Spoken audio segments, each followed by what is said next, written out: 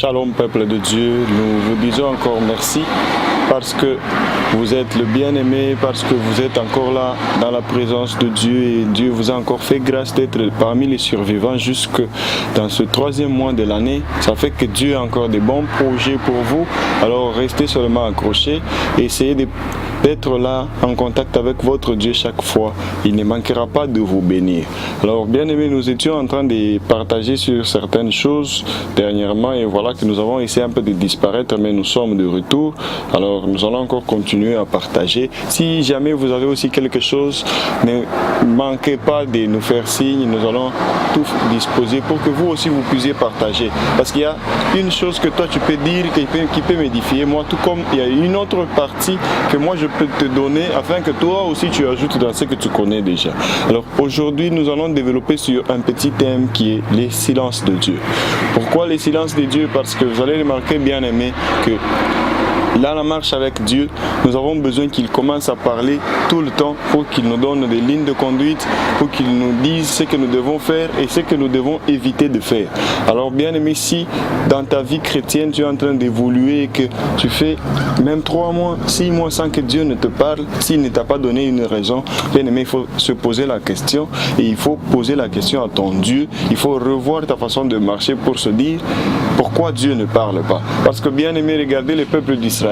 Ils ne marchaient pas sans que Dieu ne leur parle. Partout où ils étaient en train de partir, il fallait que Dieu leur donne une orientation. Il fallait que Dieu leur donne ce qu'ils vont faire par la suite. Alors c'est la même chose avec toi aujourd'hui. Tu as besoin de Dieu chaque fois que tu veux faire quelque chose. Tu as besoin de décider. Quand tu veux décider, quand tu veux choisir, quand tu veux faire quelque chose, appliquer quelque chose, tu as besoin que Dieu te donne son orientation. Mais si il se pose la question de son silence pendant un long moment dans ta vie, c'est un problème, c'est une difficulté qu'il faudrait revoir, c'est une difficulté qu'il faudrait observer. Alors bien aimé, nous allons lire comme notre texte de base, c'est dans Genèse chapitre 3 au verset 1. Là, la Bible nous parle de l'histoire qui s'est passée au jardin pendant que Dieu avait déjà créé. Il a créé les hommes, la femme. L'homme et la femme, il les a créés, il les a donné la charge de diriger et d'entretenir les jardins. Voilà. Et pendant qu'ils étaient en train d'entretenir les jardins, la Bible dit que Dieu venait les rendre visite. De temps en temps, il parlait avec eux. Voilà qu'un bon jour, le diable, le serpent ancien, est venu et a commencé à dialoguer avec la femme. Et pendant qu'ils étaient en train de partager, il lui posait la question sur ce que Dieu avait dit de ne pas faire et ce que Dieu avait dit de faire. Et voilà, bien aimé, ce qui attire notre attention dans ce texte, c'est quoi? C'est le fait que pendant que le diable était en train de parler avec la femme, Dieu ne disait rien, Dieu était calme. Voilà que la femme a pris même le temps d'observer le fruit, de contempler le fruit, pas comme elle était en train de le contempler tout le jour, parce que ce jour-là, la Bible dit qu'elle a trouvé que le fruit était agréable et bon à manger. Et Dieu était toujours calme. Et elle a pris les fruits. Elle a mangé du fruit. Après avoir mangé du fruit, elle en a pris un autre. Elle est partie donner jusqu'à son mari. Et le mari aussi a mangé. Dieu était calme juste après qu'ils aient mangé, quand ils ont découvert maintenant qu'ils étaient nus. Donc quand ils ont maintenant commencé à apprendre le bien et le mal, c'est à ce moment-là que Dieu est venu parler. Qu'est-ce que je veux nous dire, bien aimé? Pourquoi Dieu s'est tu tout ce temps-là, il n'a pas parlé dans ce cas-ci? Alors bien aimé, nous allons essayer de réfléchir. Vous voyez, dans la vie chrétienne, chacun de nous reçoit Christ un bon jour de sa vie. Nous ne le recevons pas le même jour, nous tous. Alors ça fait que la première des catégories des gens pour qui Dieu ne parle pas, pour qui Dieu, même si Dieu parle, ils ne seront pas capables d'écouter, ils vont toujours observer comme un silence. C'est les gens qui ne connaissent pas encore Dieu. Prenons le cas de 1 Samuel, chapitre 3, verset 3 jusqu'à 10. Vous allez voir que là, c'est l'histoire de lorsque Dieu avait appelé Samuel. Samuel ne savait pas reconnaître la voix de Dieu. Pourquoi? Parce qu'il n'avait jamais entendu parler de lui. Il ne l'avait jamais écouté. C'est pourquoi il n'a pas su reconnaître que celui qui l'appelait, c'était Dieu. Mais lui, il est parti directement voir son maître Élie. La première catégorie des gens qui ne savent pas reconnaître la voix de Dieu, c'est les gens qui ne les connaissent pas. Parce que même s'ils parlent, et ils ne seront pas capables de reconnaître sa voix. C'est comme quelqu'un que tu ne connais pas. Même s'il t'appelle au téléphone, tu ne sauras pas comment l'identifier, même s'il se présente. Donc tu ne sauras pas à qui est-ce que tu es en train de parler. Voilà. Et la grande chose dans notre vie chrétienne, on doit connaître la voix de notre Dieu. Parce que si on connaît la voix de Dieu, on ne sera pas en train de faire des erreurs dans beaucoup de choses que nous sommes en train de voir aujourd'hui, dans des décisions, dans des orientations, dans des choix même d'école, dans des choix de ministère, dans des choix de mariage. Beaucoup de gens sont en train de faire des erreurs. Pourquoi? Parce qu'ils ne sont pas en train d'écouter Dieu. Or, la Bible déclare dans Job 33, verset 14, que Dieu parle tantôt d'une façon, tantôt d'une autre. C'est nous les hommes qui ne prêtons pas attention à la façon de Dieu de parler. Parce que Dieu ne parle pas seulement avec la voix audible pour que tu l'écoutes, mais par moments il parle par la nature, il peut te parler par la parole ou une prédication comme nous sommes en train de faire cette exhortation. C'est que ça peut être un moyen de Dieu de te parler à toi personnellement, tout comme il peut utiliser la nature, il te fait observer un truc et ça t'éthique directement. Si tu essayes d'étudier bien, il y a un langage de Dieu dedans. À part la nature, Dieu parle aussi par les conseils des gens. C'est pourquoi on dit la voix du peuple, c'est la voix de Dieu. Pourquoi? Par moment, il y a des gens, Dieu peut faire descendre une interpellation dans les gens, et quand les gens viennent vers toi, c'est pour te montrer seulement le chemin que Dieu veut faire pour toi.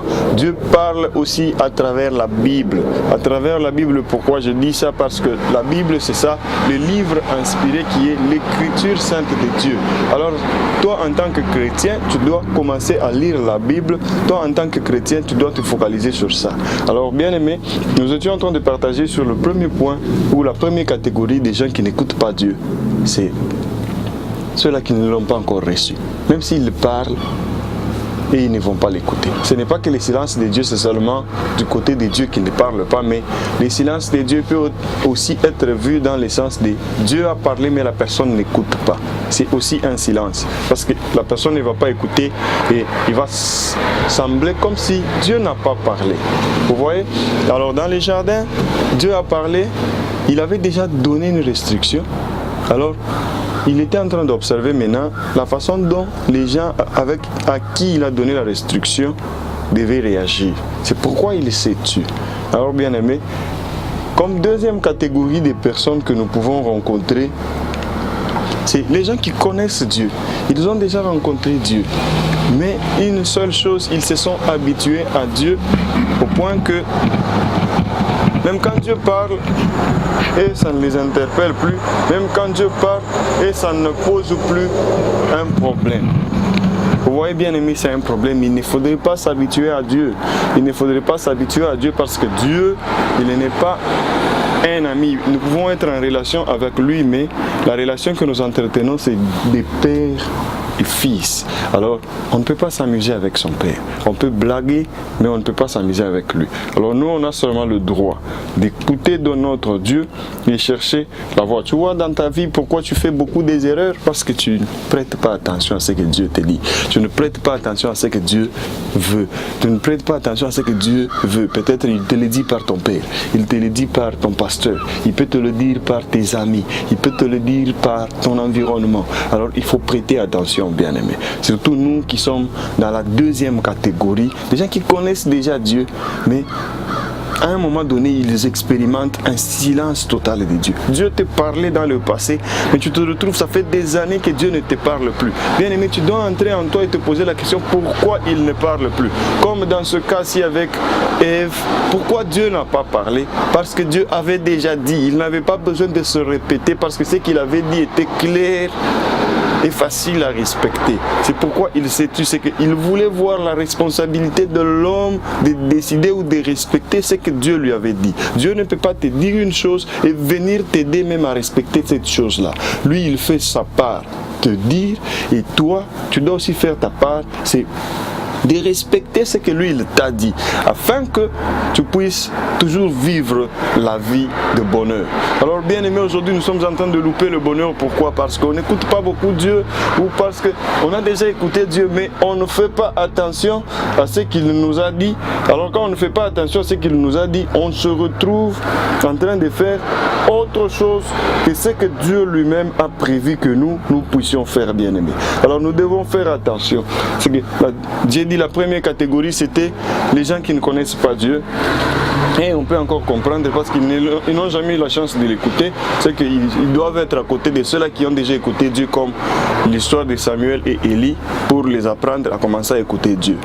Mais la deuxième catégorie des gens pour qui Dieu parle déjà, des gens qui parlent déjà avec Dieu, des gens qui écoutent déjà Dieu, mais ils observent un temps où Dieu est silencieux. Si ça n'a pas une raison venant de Dieu, bien aimé, vous devez vous poser la question, c'est que Dieu avait déjà dit, alors vous n'avez pas écouté, tout comme vous n'avez pas fait attention. Alors faites attention, revoyez dans le songe, revoyez dans la vision, revoyez dans votre passé, est-ce que Dieu n'a pas parlé? Est-ce que Dieu n'a pas dit quelque chose pour que vous puissiez changer? Est-ce que Dieu n'a pas dit quelque chose pour que vous puissiez faire cette marche-là? Et bien aimé, la troisième catégorie des gens, c'est Dieu a déjà parlé. Dieu a déjà parlé. Ils ont même écouté, mais ils n'ont pas obéi. Ça représente une désobéissance, mais c'est comme qui dirait les gens qui n'ont pas écouté, ou ils n'ont pas bien écouté. Donc, ça peut aussi être catégorisé comme un silence. Pourquoi? Parce que quand Dieu libère une parole, il faudrait que cette parole-là parte faire une action. Alors imaginez-vous, il a libéré cette parole au travers de vous, mais cette parole n'est pas partie faire l'action qu'elle devait aller faire. C'est que comme qui dirait, il y a eu un silence.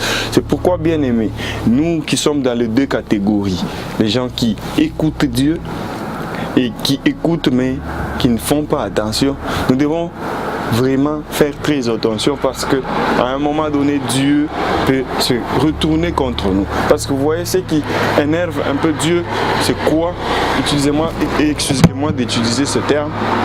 Ce qui énerve un peu Dieu, c'est quoi? C'est le fait qu'il parle, qu'il libère une parole pour sauver des âmes, et que quelqu'un garde cette parole-là, ou que quelqu'un ne fasse pas attention juste parce qu'il était distrait à faire autre chose, ceci ou cela. Bien aimé, Dieu ne choisit pas les gens par hasard.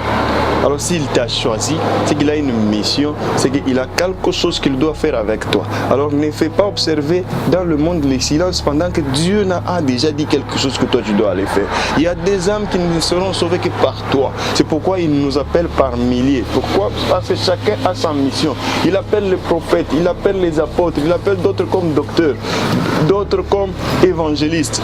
Alors tous ces appels-là, ce n'est pas seulement pour que nous puissions commencer à nous confier des églises, mais c'est pour que nous puissions commencer à écouter Dieu, transmettre la volonté de Dieu dans les gens. Écouter Dieu, transmettre la volonté de Dieu dans les gens qui sont perdus, afin que nous puissions gagner les âmes. Regarde autour de toi, dans ton environnement, combien de gens aujourd'hui ne sont pas sauvés. Regarde autour de toi aujourd'hui, combien de gens ne connaissent pas encore Dieu. Mais toi qui connais la parole de Dieu, pourquoi tu te tais? Or Dieu a déjà dit. La première parole qui nous accompagne tous, il nous a dit, allez faites de toutes les nations les disciples. Est-ce que tu les fais encore, bien aimé? Tu te rencontres même avec des ivrognes aujourd'hui. Tu te rencontres même avec des gens qui fument du chanvre aujourd'hui. Mais tu te tais, bien aimé. Tu fais observer les silences dans le monde. On dirait que Dieu n'a rien dit. Il a déjà dit, bien aimé. Alors la personne qui ne fait pas véhiculer le message, c'est toi. Alors tu dois faire attention pour que Dieu ne puisse pas au retour te charger toi. Pour que Dieu ne puisse pas au retour t'es frappé toi. Alors bien aimé, dans tout ça, qu'est-ce que je veux nous dire? Dieu est en train de nous chercher encore. Dieu nous appelle encore. Vous avez vu, même si l'homme s'est perdu, mais Dieu a fait encore beaucoup de mécanismes pour attirer l'homme vers lui. C'est que jusqu'aujourd'hui, malgré que tu n'étais pas en train d'écouter Dieu, Dieu ne te rejette pas. Il te veut encore. Essaie seulement de revenir. Fais comme ce qu'il a dit dans Apocalypse. Il dit, il est en train de frapper. Si tu ouvres, il entrera et il soupera avec toi. Bien-aimé, reviens encore à ton ancienne vie de prière, où quand tu priais, tu pouvais écouter Dieu. Ou quand tu dormais, tu pouvais avoir des songes qui se réalisaient. Ou quand tu t'asseyais seulement en train de regarder la télévision, soit tu ne voyais plus la télé, mais tu étais en train de recevoir des visions venant de Dieu. Alors bien-aimé, reviens viens dans cette vie-là afin que tu fasses vivre la puissance de Dieu dans ce monde encore. Dieu a encore besoin des gens qui peuvent faire fonctionner le monde, faire bouger le monde comme Élie, comme Moïse, comme Josué, comme tous ces gens-là, comme Jésus, comme Pierre, pourquoi pas. Bien aimé, cette puissance-là existe encore jusqu'à aujourd'hui. Seulement le problème, c'est que les gens ont fait taire Dieu. Dieu ne parle plus. Pourquoi? Parce que Dieu veut parler à travers les hommes. Alors les hommes pour qui les hommes que Dieu veut utiliser pour parler ne fonctionnent pas. Les hommes pour qui Dieu veut utiliser pour parler sont très occupés, bien aimé. Dieu n'a pas de problème avec ton occupation. Il ne peut pas te demander d'abandonner ton boulot, mais ce qu'il te dit, c'est lui donner aussi le temps que tu lui donnais dans le passé où tu étais capable de l'écouter. Alors bien aimé, ne fais pas observer le silence de Dieu dans le monde pendant que Dieu est en train de parler. Ne fais pas observer le silence dans le monde pendant que Dieu est en train de parler. Toi, il veut voir la responsabilité. C'est pourquoi dans l'homme, dans les jardins, pourquoi Dieu sait-tu? Parce qu'il voulait voir la responsabilité de l'homme de manager ce qu'on lui avait déjà donné comme tâche. Il y avait déjà une restriction. Ne touchez pas. Et quelqu'un d'inconnu qui vient, vous ne le connaissez pas. Et puis lui, il commence à vous donner l'instruction dans la maison de votre papa. Dis non, pourquoi votre papa a dit ça? Directement avant déjà de commencer le dialogue, vous devez chasser cet homme-là. Vous devez déjà repousser cet homme-là. Parce qu'il veut vous amener sur un autre chemin, sur une autre voie. Moi, je me demande pourquoi Ève ne s'est même pas posé la question, pourquoi ce serpent était en train de parler avec moi. Mais imaginez au début quand Dieu a donné le pouvoir à l'homme de nommer les animaux. C'est que l'homme a nommé même les serpents. Même si le diable a utilisé le corps du serpent. Mais l'homme, comme la femme, devait déjà se dire, toi, animal, à qui on m'a donné le pouvoir de te dominer, pourquoi tu viens me parler? Allez, arrière, allez, sors, dégage, rentre dans ton coin où tu te retrouves chaque jour. Mais elle a donné les oreilles, bien aimés, ne donnons pas nos oreilles à tout ce qui se passe. Et pourquoi on commence à se perdre, on commence à faire tout et beaucoup de bêtises? Parce que nous donnons nos oreilles à tout le monde.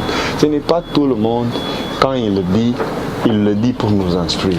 Beaucoup de choses qui passent à la télévision, ce ne sont pas toutes ces choses-là qui sont là pour nous instruire. Beaucoup de choses qui passent à la radio, des chansons et consorts, toutes ces choses-là ne sont pas faites pour que toi tu sois sauvé ou pour que toi tu reçoives. Bien aimé, tu sais, si tu ne fais pas, toi-même tu ne veux pas montrer ton Dieu au monde, le monde va t'imposer un Dieu que lui connaît. C'est que le monde va t'imposer leur façon de voir et de comprendre qui est Dieu. Et à ce moment-là, toi, tu vas te perdre. Bien aimé, tu n'as pas besoin de te perdre. Il faut racheter le temps. Il faut racheter le temps car les jours sont mauvais. Alors, bien aimé, je vais finir par quoi? Je vais finir par nous rappeler quelques petits concept pour commencer à écouter Dieu. Parce que tu dois revenir dans cette vie-là d'écouter Dieu pour que Dieu soit puissant encore, pour que Dieu se manifeste encore. Parce qu'on a besoin de sa vie encore ici. Alors, pour écouter Dieu, tu as besoin de quoi? Lire la parole tout le jour, bien-aimé. Ça doit être un document que tu dois commencer à lire tout le jour de ta vie. Même si tu es occupé, tu peux avoir même 5 minutes chaque jour de lire la parole. Ça va beaucoup t'aider. La deuxième des choses, il faut bien dormir pour que tu ne sois pas chaque jour surchargé. Quand tu vas avoir les songes, tu les oublies. Parce que Dieu peut parler par songe. Alors bien aimé, si tu songes, tu reçois un rêve, il ne faudrait pas commencer à les oublier. Quand tu songes, tu te réveilles directement écrit là. Même si elle t'a fait peur, mais rappelle-toi des choses que tu as vues dans le songe. Écris-le, ça peut être un langage de Dieu. Parce que Dieu utilise beaucoup le songe comme voix aussi pour parler. Alors bien aimé, il y a la vision. Et pourquoi tu n'as pas besoin de commencer à regarder, de polluer tes yeux avec toutes choses qui passent, bien aimé. Parce que Dieu a besoin d'utiliser aussi tes yeux pour parler, d'utiliser aussi tes yeux pour transmettre des messages que toi tu vas transmettre dans le monde. Alors si tes yeux tu les exposes déjà à des mauvaises choses, tu ne sauras pas commencer à voir ce que Dieu est en train de donner. Alors bien aimé, discipline tes yeux. Il y a aussi la voix intérieure. C'est pourquoi, bien aimé, il faut apprendre à te connaître, il faut apprendre à connaître quand est-ce que c'est toi qui es en train de décider dans ton cœur. Parce que si tu connais quand est-ce que c'est toi qui décides, tu sauras quand est-ce que c'est Dieu qui parle à ton cœur. Alors, bien aimé, essaye de pratiquer ça. Essaye de demander à Dieu de l'aide pour qu'il te fasse comprendre, qu'il commence à communiquer à ton esprit quand est-ce que lui il est en train de te parler pour que tu saches faire des bonnes décisions. Par un moment, on se dit, tu es devant un choix et puis ton cœur est en train de se battre, il te dit fais ça et puis fais ça et puis ce que toi tu as choisi, tu as cru que c'est Dieu qui t'avait demandé de le faire, mais tu te retrouves dans l'erreur et tu es déjà tombé. Pourquoi? Parce qu'il faut apprendre à connaître quand est-ce que Dieu utilise ton cœur pour te parler. Parce que le diable aussi parle. Il peut aussi utiliser ton cœur pour parler. Il peut aussi t'influencer à faire une décision. Alors c'est pourquoi il faut faire attention. Alors il faut apprendre ça. Parce que Dieu parle beaucoup dans la voix intérieure, dans ton cœur. Alors il faudrait discipliner ton cœur de façon que Dieu ait habitué ça à l'écoute de Dieu pour que chaque fois que Dieu parle, que tu sois en mesure de l'écouter dans ton cœur.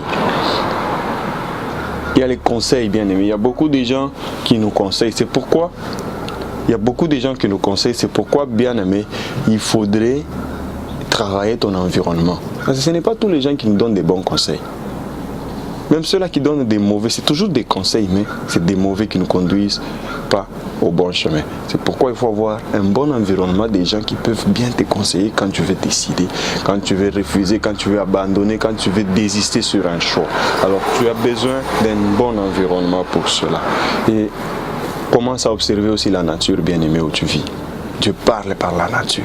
Dieu peut parler par un animal, Dieu peut parler par un avion qui est seulement en train de passer. Dieu peut parler par n'importe quoi dans la nature. Même dans un accident, Dieu peut t'apprendre quelque chose. Alors c'est pourquoi, dans la nature, il faut être attentif. Il ne faut pas être seulement dans la nature. Toi, c'est seulement la musique tous les jours. Alors, il faut faire ça. Et il y a aussi une situation. Une situation peut être un bon événement pour que Dieu parle. Comme je l'ai dit, l'accident là. Ça peut être un bon événement pour que Dieu te parle. Pas qu'un bon événement parce qu'il s'est fait un accident. Mais Dieu peut t'enseigner quelque chose à travers l'accident qui vient de se commettre. Tu vois? Pourquoi il faut être attentif dans tout ce que tu vis chaque jour. Quand tu regardes quelque chose, pourquoi Dieu a attiré l'attention de tes yeux à voir ça? C'est qu'il y a quelque chose que tu dois apprendre dedans. Et la dernière des choses que je veux nous apprendre ici, c'est la prière. Bien-aimé, à travers la prière, Dieu parle. À travers la prière, Dieu nous visite. À travers la prière, Dieu nous fait du bien. Alors bien-aimé, tu as besoin d'être un homme, une femme de prière pour que Dieu commence à te parler à chaque instant. Pour que Dieu commence à te parler à chaque moment. Alors je suis en train de te demander de te réveiller en ce moment. Réveille-toi, bien-aimé. Ne fais pas observer le silence de Dieu dans ce monde pendant que lui il parle. Alors fais que quand il parle, que tu puisses transmettre les messages. Que Dieu nous bénisse par ce petit message. Je sais qu'il y a quelque chose que tu vas changer dans ta vie. Il n'y aura plus de silence dans le monde. Mais Dieu va toujours parler à travers toi et tu vas transmettre les messages. Que Dieu nous bénisse. Amen.